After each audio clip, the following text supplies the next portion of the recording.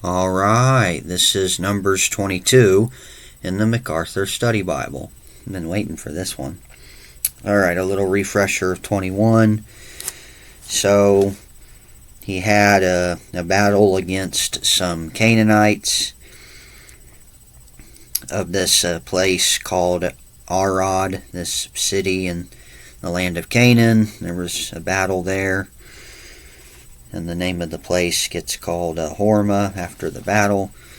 And then the Israelites complain again, and God sends fiery serpents.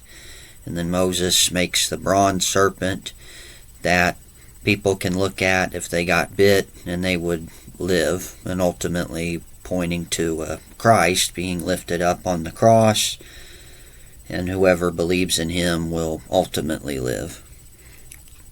And then they journey on through the Negeb, the southern wilderness area, pretty much in like the southern Israel area, well, southern Canaan, basically. And then, of course, Sinai Peninsula, and they have to go around Edom because they're not allowed to go through Edom. And eventually they make their way northward to the Amorite territory, and they ask King Sihon of the Amorites to let him go through, but he says no, and so they end up having battle, and Sihon and the Amorites are defeated. And then there's the other king named Og of Bashan. They have battle against him, and he's also defeated too. All right. And then now you get to chapter 22, where now they make their way to the plains of Moab on the side of the Jordan River across from Jericho. So they're basically like right on the edge of the promised land, and I think they'll be there for the rest of the time. And this is, of course, towards the end of the wilderness wanderings. Yep. All right, but something interesting is going to happen in the next few chapters. And this chapter and the next few, they're going to focus on this particular character named Balaam. All right, so I'm going to start with the first 21 verses of this chapter, and we'll get to the story of Balaam here. And then the children of Israel moved, and they camped in the plains of Moab on the side of the Jordan across from Jericho. Now Balak, the son of Zippor, saw all that Israel had done to the Amorites. And Moab was exceedingly afraid of the people because they were many. And Moab was sick with dread because of the children of Israel. Yeah, they're worried that they're going to get defeated next. So Moab said to the elders of Midian, "Now this company will lick up everything around us, as an ox licks up the grass of the field." And Balak, son of Zippor, was king of the Moabites at the time. So then he sent messengers to Balaam, son of Beor, at Pethor, which is near the river in the land of the sons of his people. And he sent them to call him, saying, "Look, a people has come from Egypt. See, they cover the face of the earth, and are settling next to me. Therefore, please come at once, curse this people for me, for they are too mighty for me. Perhaps I shall be able to defeat them and drive them out of the land. For I know that he whom you bless is blessed, and he whom you curse is cursed." And so the elders of Moab and the elders of Midian, they departed with their diviner's fee in their hand, and they came to Balaam, and they spoke to him the words of Balak.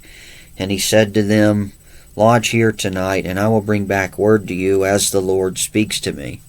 And so the princes of Moab stayed with Balaam, and then God came to Balaam and said, "Who are these men with you?" And so Balaam said to God, "Balak, the son of Zippor, king of Moab, has sent to me, saying, Look, a people has come out of Egypt, and they cover the face of the earth. Come now and curse them for me, for perhaps I shall be able to overpower them and drive them out. And God said to Balaam, You shall not go with them. You shall not curse the people, for they are blessed. And so Balaam arose early in the morning and said to the princes of Balak, Go back to your land, for the Lord has refused to give me permission to go with you. And the princes of Moab rose, and they went to Balak, and they said, Balaam refuses to come with us. And then Balak again sent princes more numerous and more honorable than they.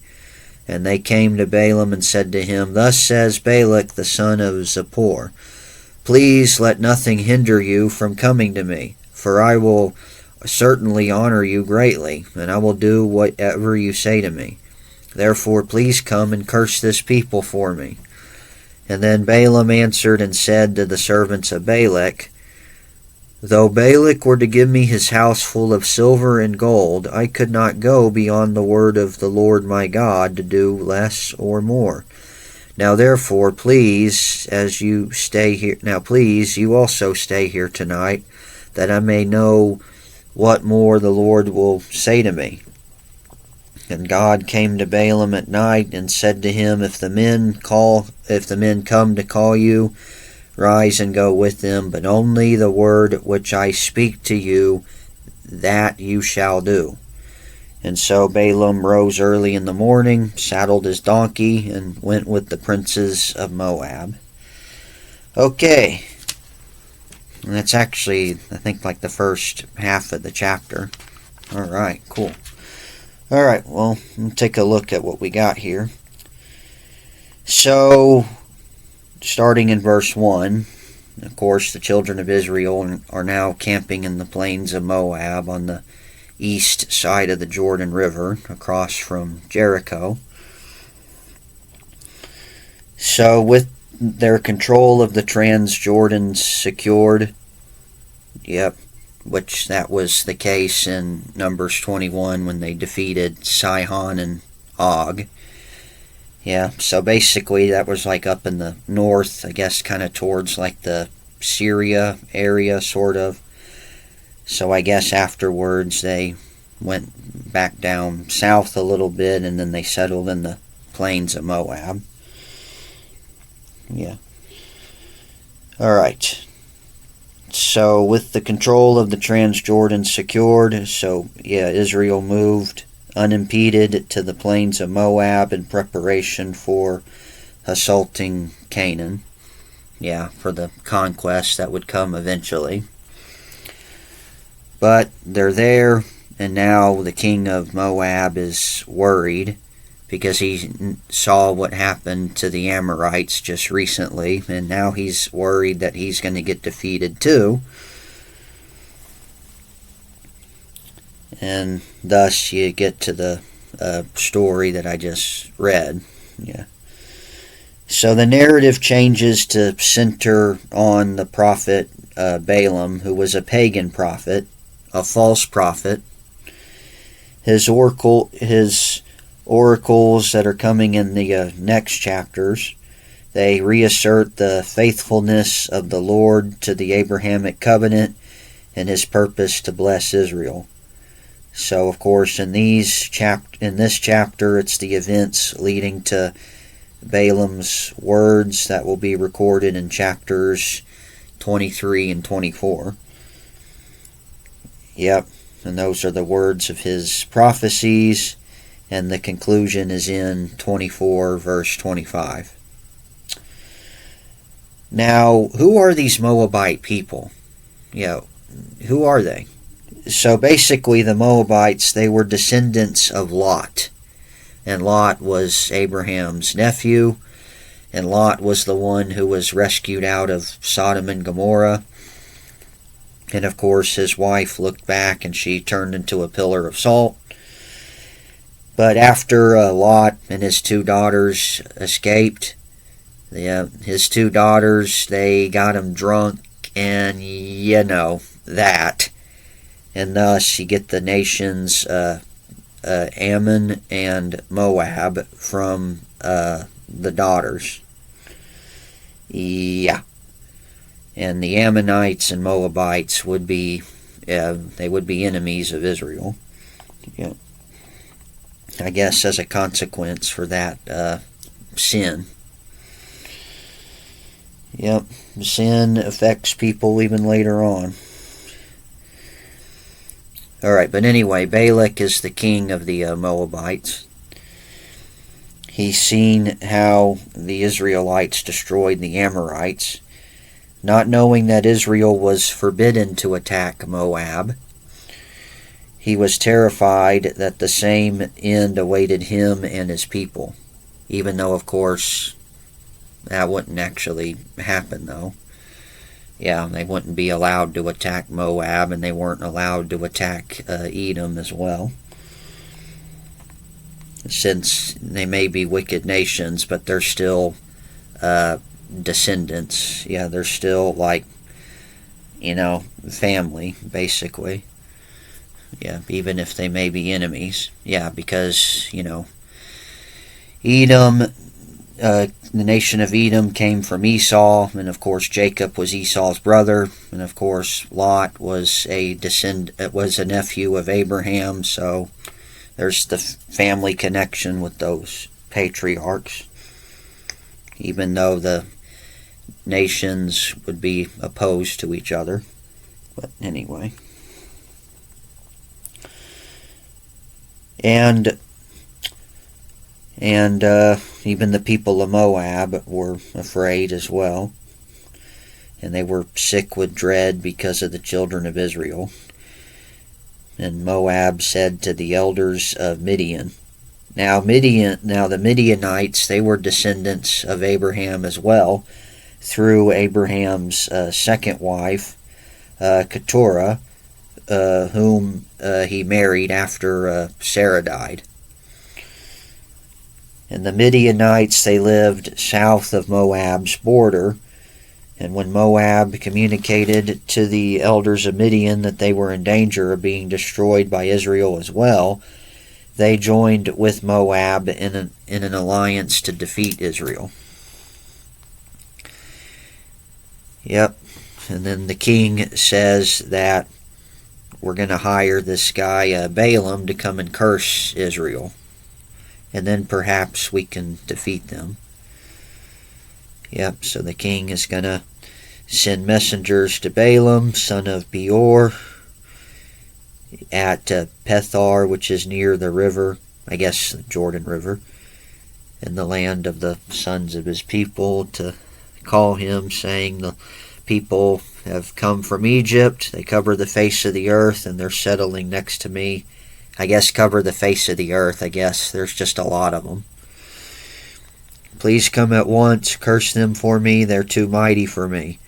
And maybe I should be able to defeat them and drive them out of the land, for I know that he whom you bless is blessed, and he whom you curse is cursed. So Balaam was from Pethor, the city on, my mistake, the Euphrates River. Sorry, not the Jordan River. So the city Pethor on the Euphrates. So this would be like in modern day Iraq. Near this place called Mari, where the existence of a cult of prophets whose activities resembled those of Balaam have been found. And Balaam practiced magic and divination, which of course you're not supposed to do that. And he eventually, as it's going to show later, he leads Israel into apostasy. And later scripture in the New Testament and elsewhere would identify Balaam as a false prophet. And I'm going to look at one of those scriptures at the end in the New Testament. And knowing that Israel was too strong to defeat militarily, Balak called for Balaam to come and curse Israel, And a curse was a spoken word that was believed to bring misfortune upon the one who it was spoken against. And Balak acknowledged that Balaam had the reputation of pronouncing curses that actually worked. And so therefore he's going to hire him to curse Israel, and maybe then they could be defeated and driven out. And so Balak sends the elders of Moab and the elders of Midian with a diviner's fee in their hand, and they come to Balaam and they speak these words, speak the words of Balak. And then Balaam says, "Lodge here tonight, and I'm going to bring back to you as the Lord speaks to me." And so the princes of Moab stayed with Balaam as the Lord speaks to me. Though these chapters, now throughout these chapters, Balaam himself used the name Lord, i.e. Israel's God, Yahweh. In verse 18 coming up, he says, "The Lord my God." And in this verse, it must be assumed that Balaam expected the God of Israel to speak to him. And as a pagan prophet, he would anticipate making contact with the gods of any people. Yep. And I heard from Pastor Chris Roseborough at Fighting for the Faith. There's a recent video of his where he actually goes through these chapters to show that ultimately God's people can't be cursed in any way. Yeah, whether in this case it would be Israel or later on be Christians. But basically, when he got to this section, it was like, Balaam, he probably could maybe try to manipulate these false gods and whatever, but he doesn't expect that the real God is ultimately going to talk to him, and Balaam's not going to be controlling anything ultimately. Yeah, he said something like that. And then God actually does speak to Balaam, and he says, "Who are these men with you?" And remember Roseborough, he said God's on the other end of the telephone, and he's speaking, and he doesn't even introduce himself. He just says, "Who are these men with you?" Yeah, and Balaam was probably shocked, because, since the real God ultimately spoke to him. Yep. Israel's God, however, did communicate to Balaam. However, rather than using the term Lord, which indicates a covenant relationship, God consistently used the word God whenever he spoke to him. Yeah, well, of course, this guy wasn't in a saving relationship with the Lord. And though Balaam used the word Lord, the biblical text makes it clear that he did not have a relationship with Israel's God. Yeah, of course not. No. Yep. Who are these men with you? What? What? Yeah. And probably Balaam may have been shocked maybe when he heard that. But he basically says, well, Balak, sent these guys, and he's sent to me saying, these people came out of Egypt, they cover the face of the earth, come now curse them for me, and perhaps I'll be able to overpower them and drive them out. You're not going to go with these guys. You're not going to curse these people. They are blessed. So basically Balaam could not curse Israel because the Lord had determined to give them a blessing only. And Balaam arises in the morning, because, those guys stayed for the night. And he tells the princes of Balak, these elders who came and brought the money that they were going to pay him, to, come and curse Israel. Yeah, but Balaam says, "Go back to your land, for the Lord has refused to give me permission to go with you." And ultimately, you find out in the New Testament really that Balaam actually loves money. And I heard it said, I think even by Chris Roseborough, that Balaam was a prophet for profit. Yeah. I think I may have said that in the 2 Peter 2 video.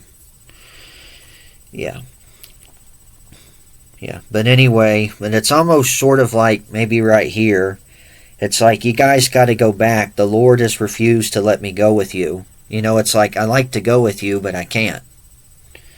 Yeah, I want to, but I can't. God won't let me. Yeah, because he wants that money. Yep. Because of his desire for the material wealth that would come to him, yeah, Balaam did desire to go to Balak, but he implored the Lord even after the Lord told him not to go. Yep. And that's coming up again.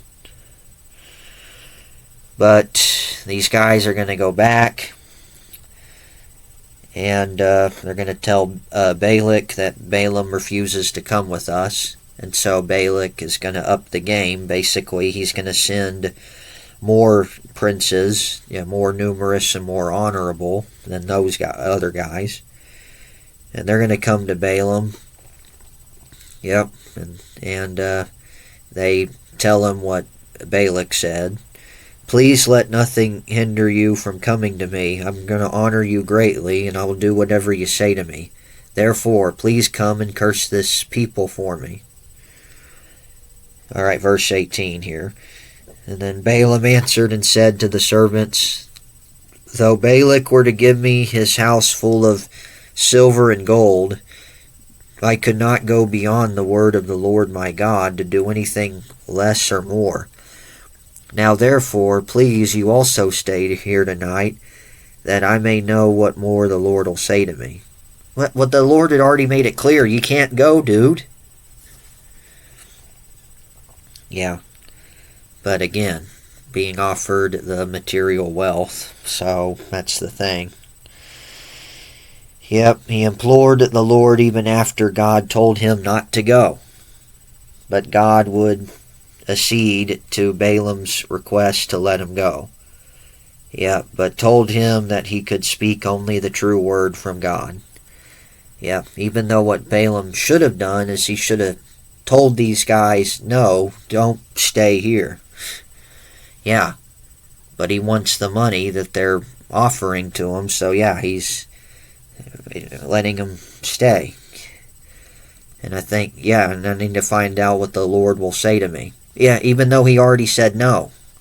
Yeah, but he wants the Lord basically to allow him to go because he wants to get that money ultimately. Yeah. Yeah, he's basically entertaining the sin, entertaining greed. Yep. And God does, allow Balaam to go. Yeah, now God is not changing his mind. Yeah, he already told him not to. It's just God is allowing him to do it. Yeah, because he's, obviously given over to that greed, and sometimes part of judgment could be fine. Yeah, you want to go, you want to get this thing, you clearly desire it, so fine. Even though I already said no, but fine. But you're still going to do what I tell you to do. You're not going to curse these people, you're going to bless them. You got it? Yep. Yep. So even though God does give permission for Balaam to go, and he does go, yep, and he can only say what the Lord wants him to say. Yep, he's going to saddle up his donkey and he goes with those guys the next morning. So even though God gave him permission, even though it wasn't his will, but he does allow it, I think out of judgment, since obviously he wants the money. Yeah, God knew that Balaam's motive was not right. And so the anger of the Lord is going to burn against Balaam as a result. And that's when you get into the next section. Yeah, because he ultimately, still wants the money. Yep. And of course, the only way he'll get that money is if he curses the people. Yep. So if he ends up going, he still might end up cursing the people. And so God's got to make it very clear, no, you're not doing that. You're going, but you're going to say what I want you to say. Alright, and now you get to the final part of the chapter. Balaam, the donkey, and the angel. Probably a pretty familiar, famous section here. Then God's anger was aroused because he went, and the angel of the Lord took his stand in the way as an adversary against him. And he was riding on his donkey, and his 2 servants were with him. And now the donkey saw the angel of the Lord standing in the way with his drawn sword in his hand, and the donkey turned aside out of the way and went into the field. And so Balaam struck the donkey and turned her back onto the road. And then the angel of the Lord stood in a narrow path between the vineyards, with the wall on this side and the wall on that side. And when the donkey saw the angel of the Lord, she pushed herself against the wall and crushed Balaam's foot against the wall, and so he struck her again. And then the angel of the Lord went further and stood in a narrow place where there was no way to turn either to the right hand or to the left. And when the donkey saw the angel of the Lord, she laid down under Balaam, and so Balaam's anger was aroused, and he struck the donkey with his staff. And then the Lord opened the mouth of the donkey, and she said to Balaam, what have I done to you that you struck me these 3 times? And Balaam said to the donkey, because you have abused me. I wish there was a sword in my hand, for now I would kill you. And so the donkey said to Balaam, am I not your donkey on which you have ridden ever since I became yours to this day? Was I ever disposed to do this to you? And he said, no.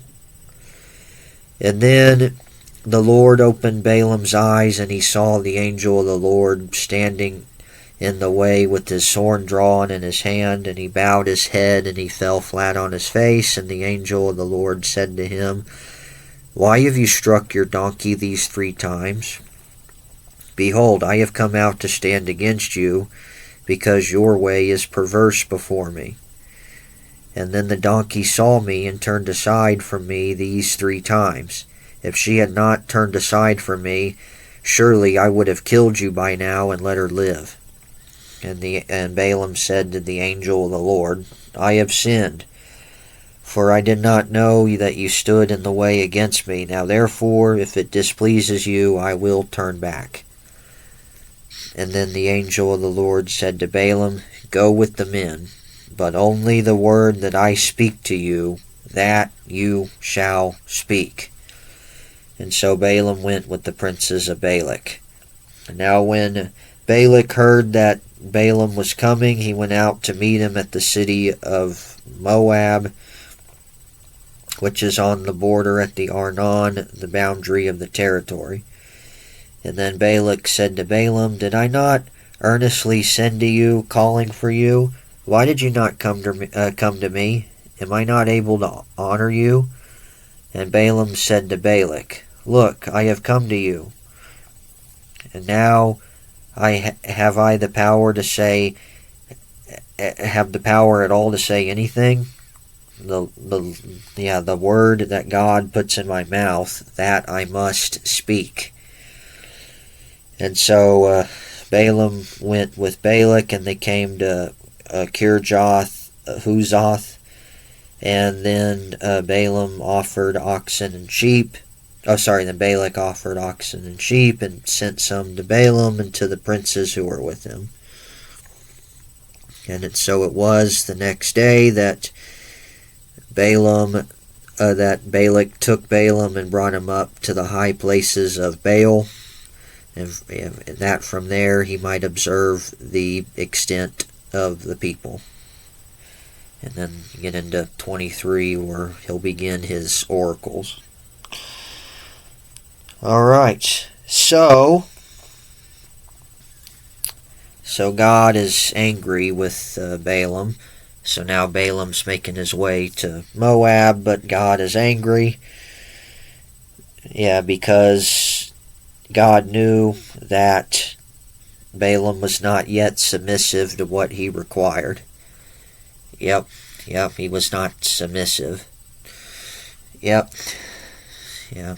since ultimately he was greedy. And again, and the only way to get that money that he wanted was to curse the people. Yep, and so God's got to be sure that whenever this guy speaks, he better end up not cursing the people at all. Yep, and so I guess this event was really to get his attention and to really get him in line, even though, of course, he was still not a good man. Yep, so the result of God's confrontation with Balaam was a reaffirmation of the word given in verse 20, that you're going to only say what I want you to say. Yep. So, and of course repeated in verse 35, you can go with these guys, but only the word that I speak to you, that you shall speak. Yep, and Balaam does get the message. Alright, so you also have the angel of the Lord here. The angel of the Lord took his stand in the way as an adversary against Balaam. So the angel of the Lord was a manifestation of the presence of the Lord himself. He was equated with deity. And possibly this could be a pre-incarnate appearance of Christ, most likely. Yeah, probably so. Yeah. So, since this is actually God himself, it's not like an actual angel. Yeah. But it's just, title. An angel it's just nothing more than messenger. So, anyway.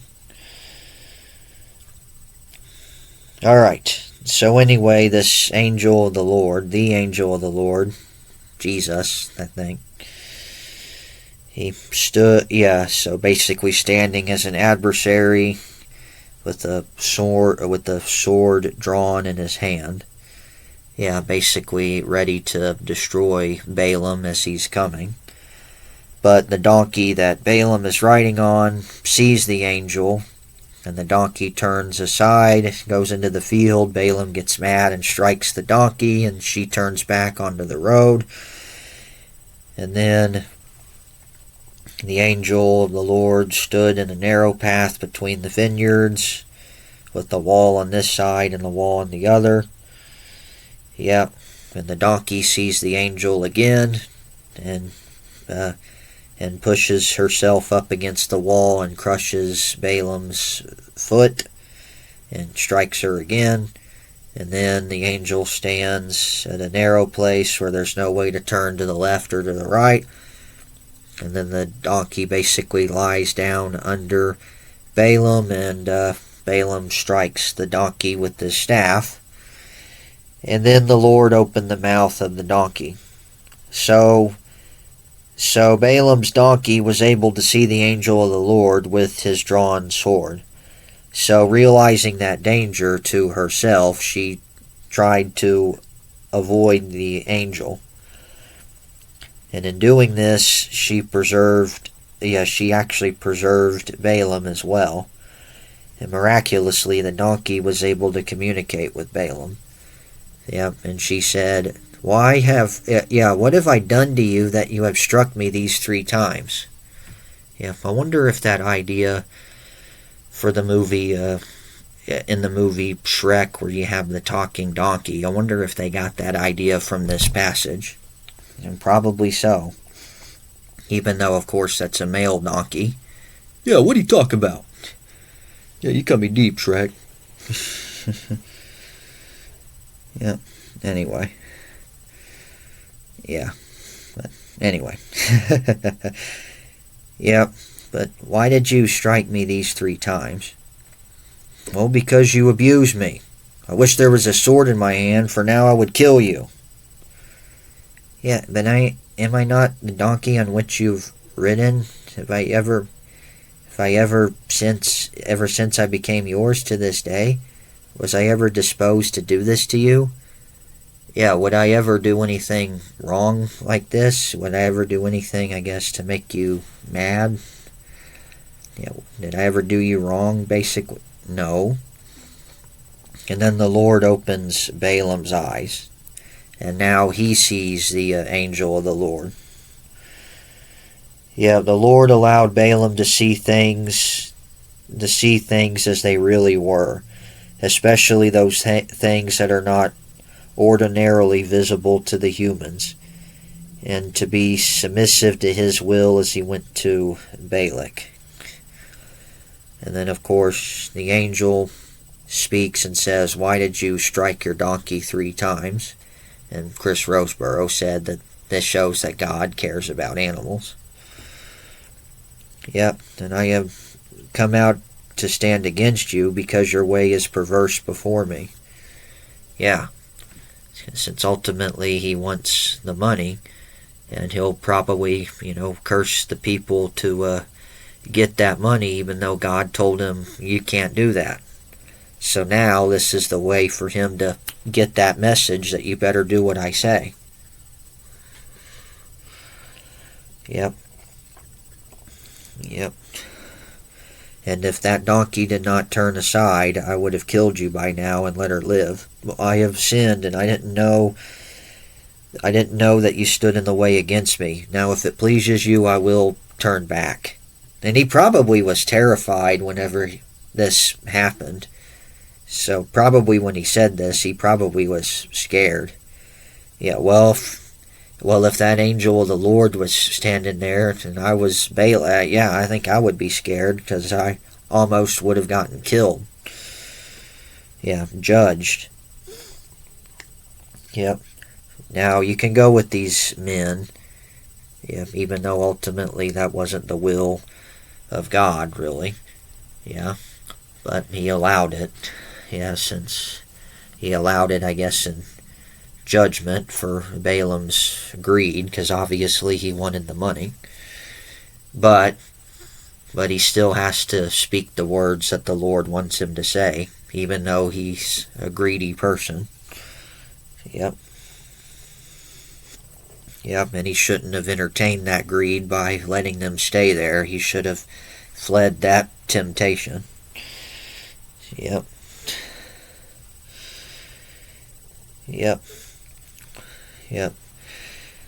So go with those guys, speak what I want you to say. And now Balaam shows up, and then Balak comes out to meet him, and Balak says, "Well, did I not earnestly send for you? Why did you not come to me? Am I not able to honor you?" Basically, what's up, dude? Why didn't you want to come? Did I do something wrong? Why did you not come? Am I not able to honor you? Maybe the payment wasn't good enough. Do you want more or something? Yeah, what gives?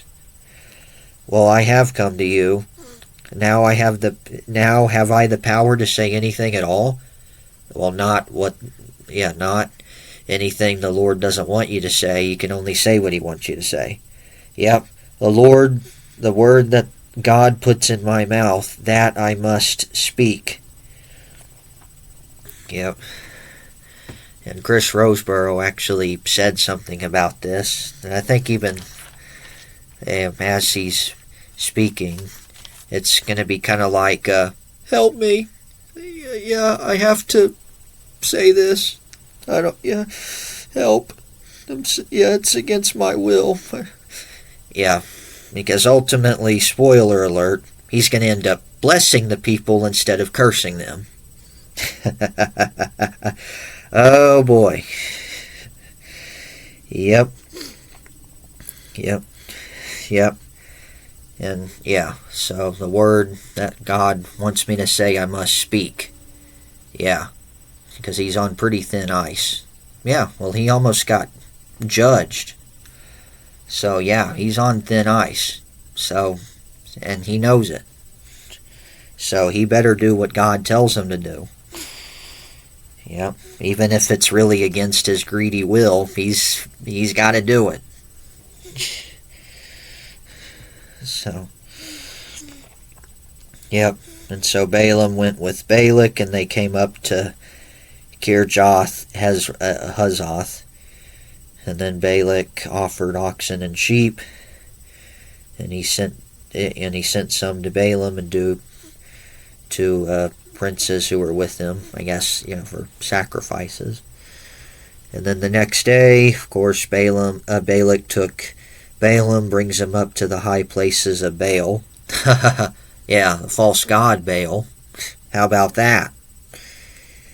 That from there he might observe the extent of the people.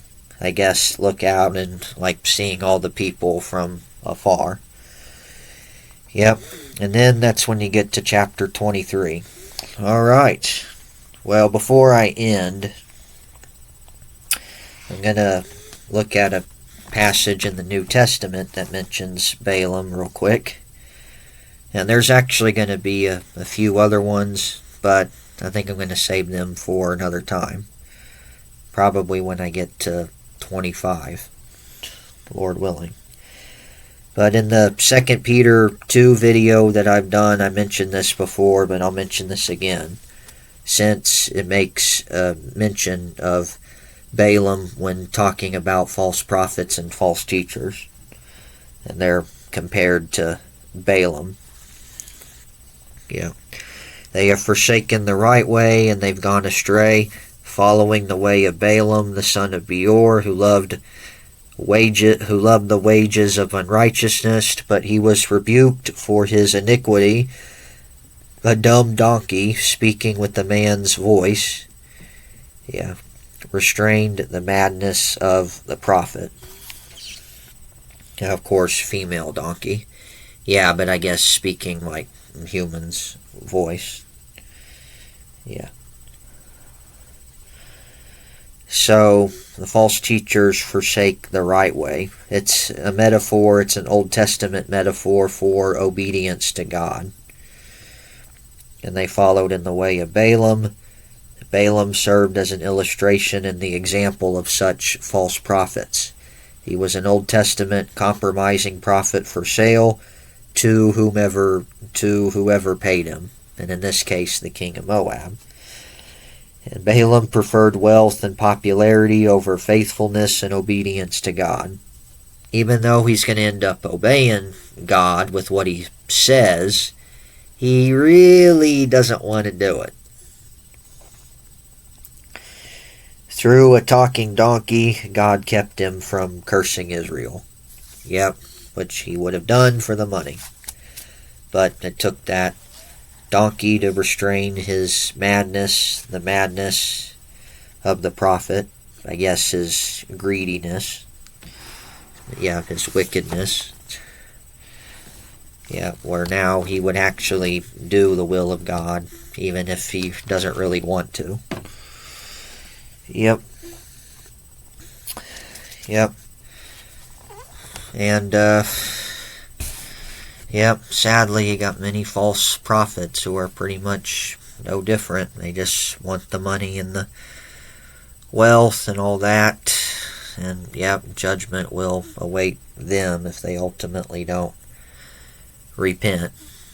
Yep. Alright, well, Lord willing, I'll see what Prager's going to have to say about this story another time.